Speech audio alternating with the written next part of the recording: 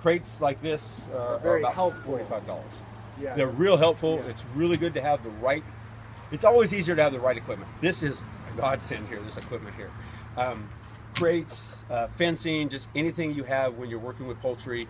People talk about chicken tractors and stuff like that. I've seen horrendous tractors and I've seen beautiful tractors. So know what size, how many birds you want to raise. Because if you buy 100 birds and you put them in a 10 by 10 chicken tractor when they're chicks, it's beautiful. But when those birds grow up and you still have 100 in a 10 by 10, you're crowding them too tight, way too tight. And so those things, and I've seen people do that. I've seen them raise birds all the way through in the same tractor, and it doesn't work.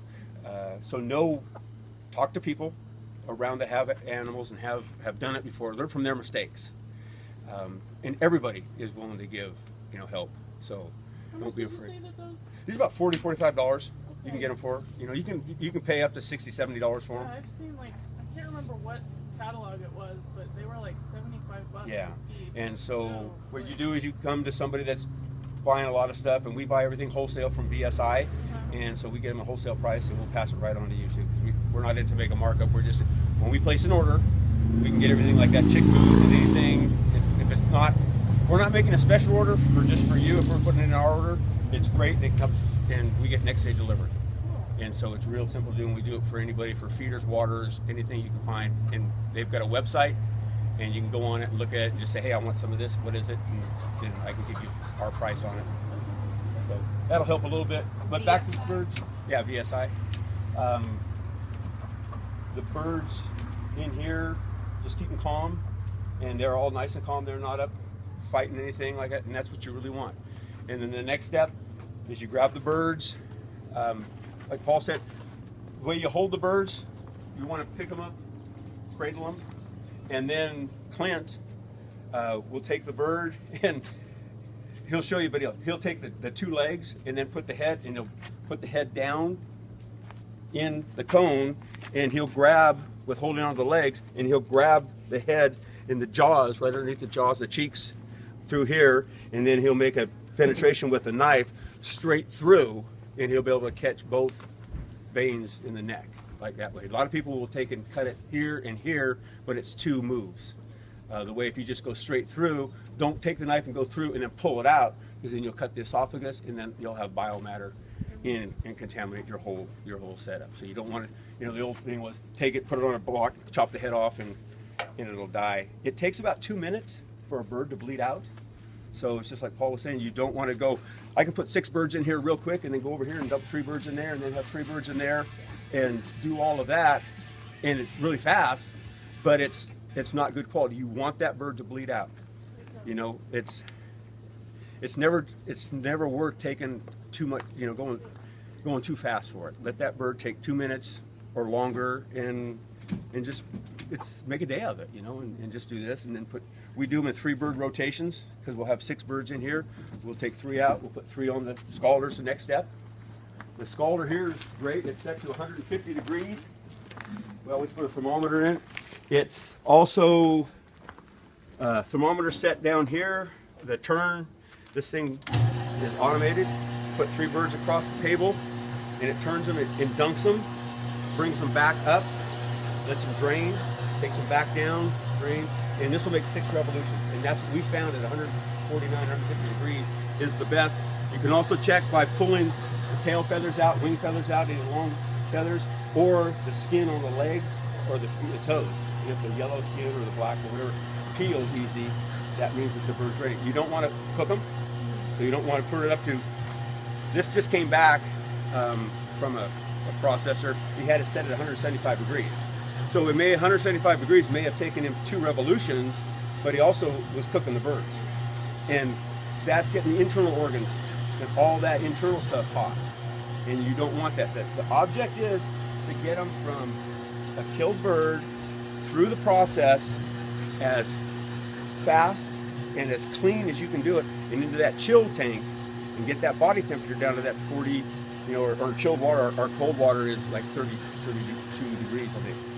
And it's ice. It's an ice bath cold tank, and it's inside there. So this will. How long does it take for the water to get up to temperature? We bring it from inside. This trailer has an Insta-Hot, and you can bring water when it is working, and you can feed this, and it will come out at the 150 degrees. Really? So it's really a great deal, but you have to have one of the tall tanks.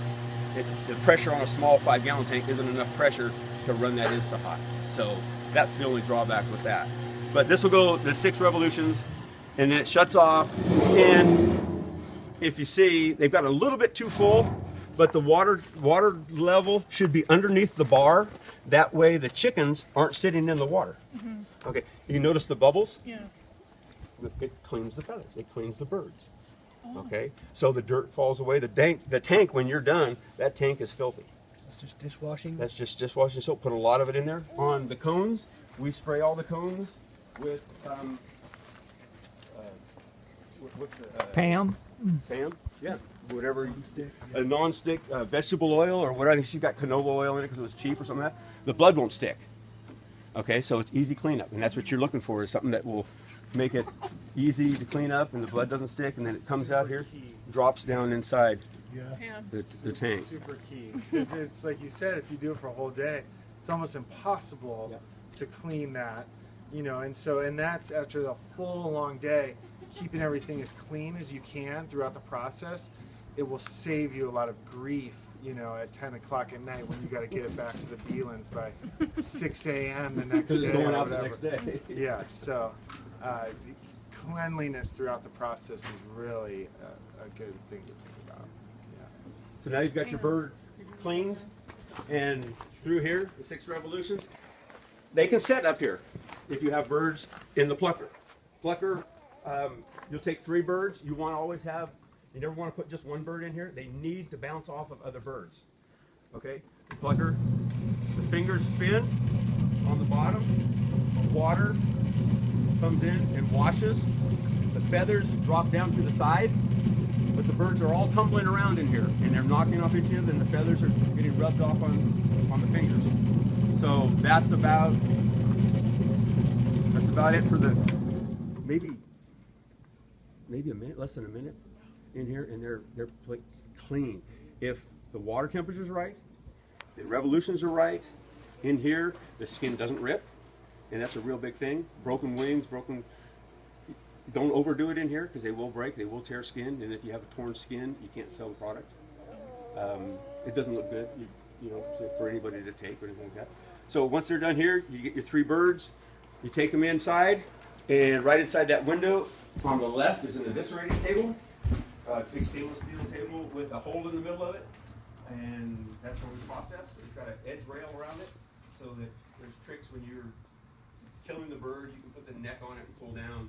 You've got that rail there to hold on. And we'll go into that when we go inside.